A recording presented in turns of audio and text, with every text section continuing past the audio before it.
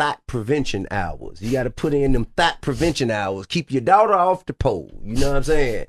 So you Player guilt. When T.I. talks about thought prevention hours, spending time with his daughter, he's literally talking about that parasitic patriarchal guilt. Some of you might be asking yourself, guilty or what? When us men that have oriented ourselves in any way, shape, form, or fashion in the past parasitically to a woman have a daughter, we are consciously and subconsciously triggered that our daughters will also experience the emotional exploitation that we took women through. How can Tip engage in thought prevention hours with his daughter at the same time he's had a career of monetizing thoughtry or the art of thoughting?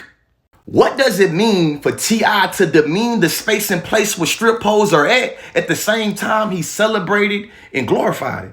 And Tip, the next time you find yourself in a reading mood, I got something for you. We Don't Love These Hoes, Exploring Misogyny and Black Male Patriarchy Through Sexual Double Standards by Mariah Weber. It's good for you. And listen, when T.I. said, spending time going to daddy-daughter dances and you taking them on trips where it's just you and her, those are thought prevention hours that you're putting in.